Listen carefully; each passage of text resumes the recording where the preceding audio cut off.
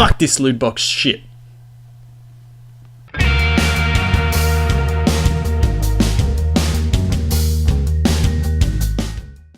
What's going on, guys? Welcome to another episode of Hangs with Rog.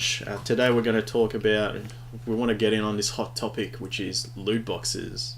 Pretty hot. In AAA fucking games. Yeah, boy. Are they necessary? Are they not necessary? Are they bullshit? Definitely. Are they not bullshit?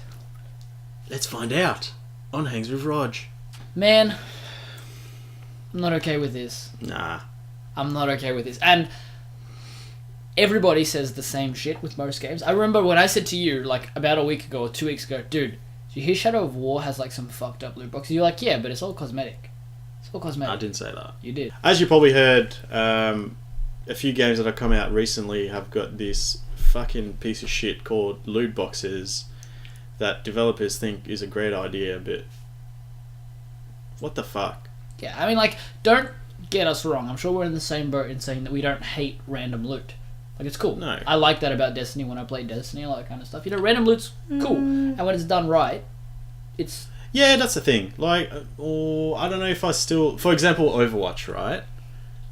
It's all cosmetic. Like, you level up, it doesn't alter the game at all. You pick a character, that character's abilities won't change throughout the game. Like, you get shit, it doesn't change anything.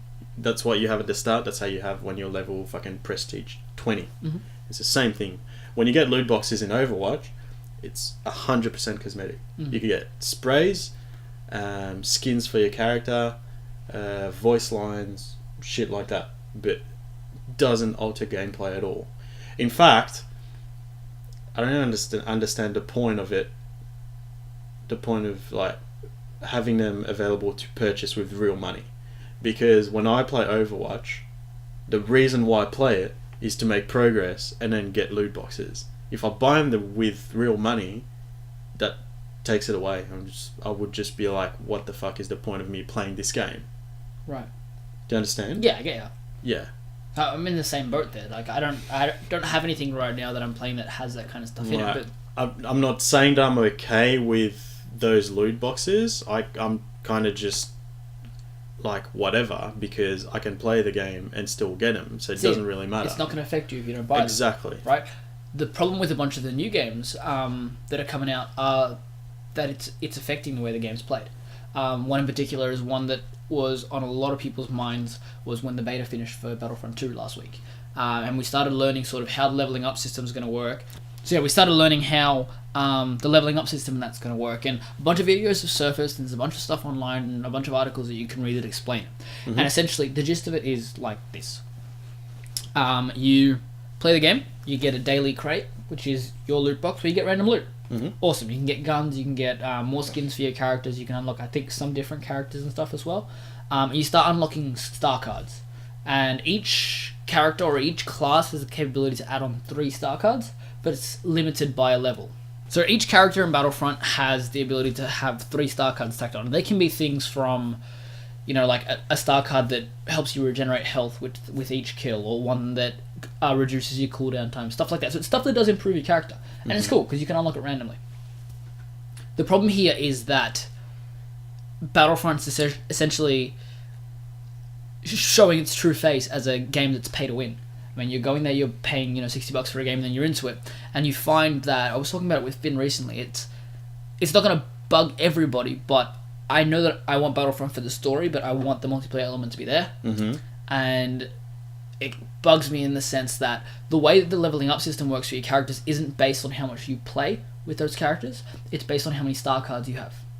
So, essentially, I could be playing for a month without purchasing any loot box at all, gathering my star cards normally, get myself up to level 20 or blah, however it works, to unlock those extra slots, get extra star cards. Mm-hmm. You could catch up to me in an hour.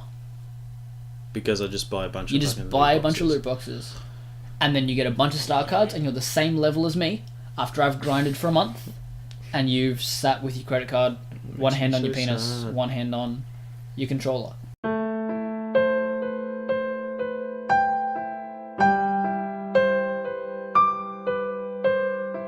Buying stuff. And this is the problem with loot boxes. Nobody's going to have a problem with a loot box if it's not going to affect the game. Having something extra there that is optional It's one thing to say it's optional and it not really be.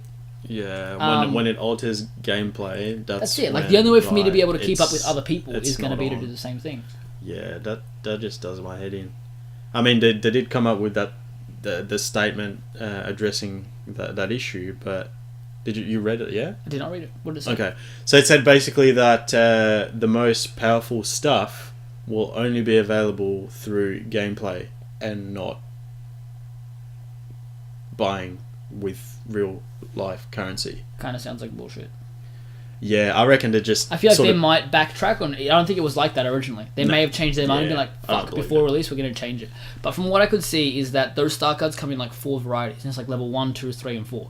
And in those loot boxes, you can unlock all 4 of those levels randomly. Yeah. And you can also destroy them, and it creates like scrap that you can use to build more star cards. And you can use scrap and other stuff and put it all together to make star cards. So everything that you can do buying, you can do without having to pay for it. It's just going to take you a hell of a lot longer. Yeah.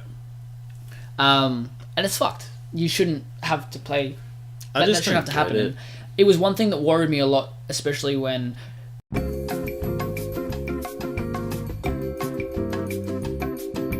Battlefront came out. When they announced the first Battlefront, obviously we had the problem of it just being barren as a widow's worm. When Battlefront 2 came out, all of us, everybody was like, no, we want more content. And, you know, EA was very much like, we're doing this for you guys. Like, we've listened to you guys, we've taken on the feedback. This is what we brought to you. And when they first announced it, you've got another beautiful game, you've got more content, you've got more planets, you've got all the eras. They And listened then to us. They It's find fantastic. another way to fuck us over. Exactly. And the big kicker for it was, guys, there is going to be no paid DLC. Yeah. But the second they did that, every single one of us were like, That made me okay, so sick. what are they going to do? Yeah. Like, It none of was us were like, like- oh man, no DLC. We're like, okay, no DLC. What's the catch? How are you gonna make? What's it the for that catch? fucking money. Yeah. It's like I was talking to someone the other day about like it. I read something about it starting in mobile games in Japan where they're free games. They need to find a way to make fucking money. I think that's fair.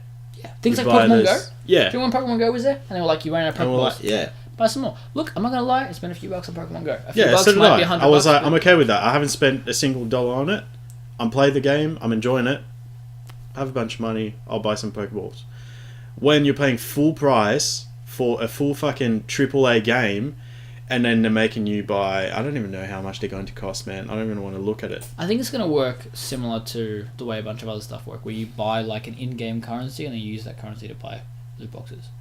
That's how it works in Destiny. That's how it works in most other things. I think that's how it's going to work. Yeah. It works out better for them because they do it in a cheeky way as well. Like, you know, when in Destiny when you try and buy silver, Mm-hmm. they don't give you an exact amount to buy one loot box. They give you enough to buy like 1.5. Yeah. So that you need to buy So more. then you have to get the next leftover. one. Yeah. That They do it happened on to me in purpose. COD. How do you feel about the Shadow of War version, which Well- is it's a single player game? That's just Most of something it else is. entirely. Have you read a lot into that? I've read a bunch of it. Yeah. Cool. So, because essentially the gist that I got of it is game is pretty good. Yep. When you finish the game, if you've progressed normally without buying, because the loot boxes contain more powerful orcs or uruk for your army. Mm-hmm. You can get like legendary ones because the loot system hasn't changed entirely. So I was actually really interested to see that because you've got like full armor sets and stuff now, more Yeah, you can swords, get all that kind of different stuff. weapons. Looks cool. Yeah. You can break down weapons, turn them into silver, use it to buy more weapons. Really cool. Mm-hmm. But yeah, from what I can see is if you progress through the game normally, by the time you get to the end, there's a difficulty spike like straight away, and there's something that you have to do. You have to like clear off everything. It's like, remember when you finish Arkham Knight? Have you finished that? Mm-hmm. When you finish Arkham Knight, and then it's like, cool, you don't get the true ending until you've done 100% on everything. Yeah. It's like that to get the true ending. Oh, right. But to get the true ending, you need to die a lot so that all of the people who kill you level up heaps, and then you need to go and like control them so that they can do stuff. Well, you need a strong army, so you need to make the Uruk really, really strong by letting them kill you, and then go and take over them. Right? Apparently, that's been taking reviewers anywhere from 50 to 60 hours to complete after completing the game. So the main story, then 60 hours of grinding to get the final cutscene. From what I've been reading and watching, what a lot of people are doing is just YouTubing the final cutscene. Like, I did that with Arkham Knight. I got like halfway through grinding a lot of the end missions, and it's okay when you're playing a game like that and these side missions are coming along and you're like, cool, I gotta chase this pig, cool, I gotta chase Man-Bat. But after a while you sort of get sick of driving your Batmobile, Yeah. a couple of shitty Yeah, I did that because I couldn't be fucked finishing the whole thing. Yeah. I was like sitting there for a while and I was like, I can't be bothered. Yeah.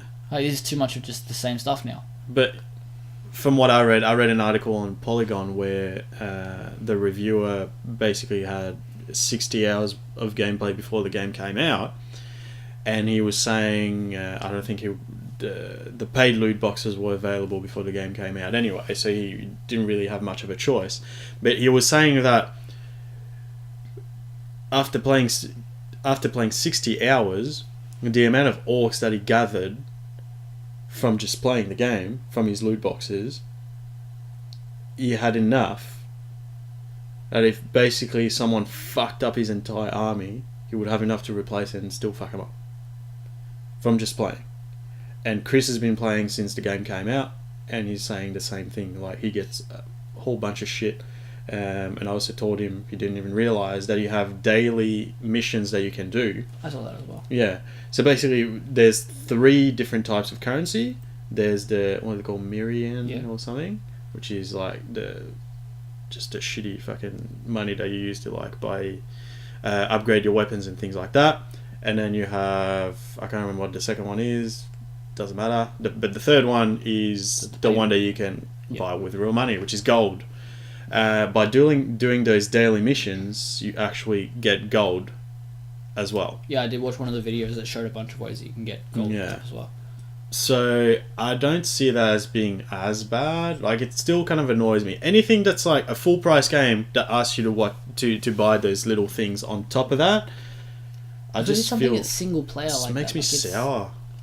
Like, that's a completely single player game. Like, yeah. There's no need for that stuff in there.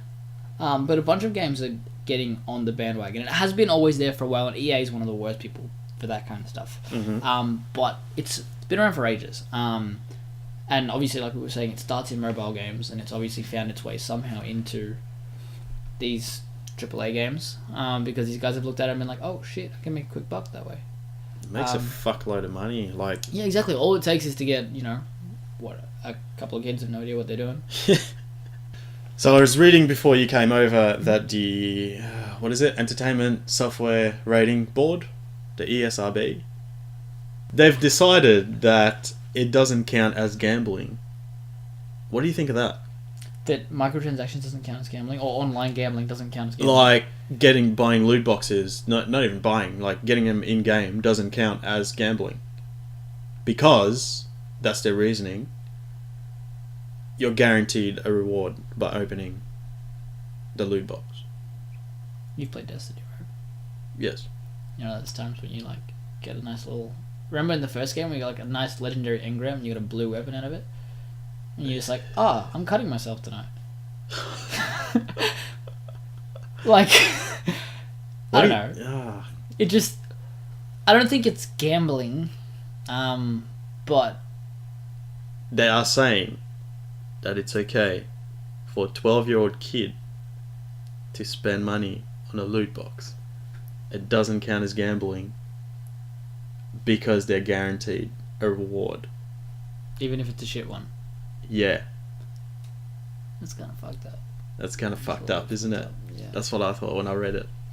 Alright, so look guys, this was just a quick little rant regarding microtransactions and stuff that's going on that's, sort of bugging us.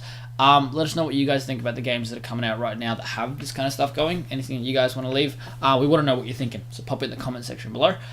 Make sure that you subscribe if you want to keep checking out our content. Follow us on Facebook, send emails to Roger because he's still lonely. I still have no emails from you. He still has no emails from you. But yeah guys, if you really like what we're doing, like we said, subscribe, keep checking out our videos, check out some of our old stuff as well. But we'll see you on the next Hangs with Roger.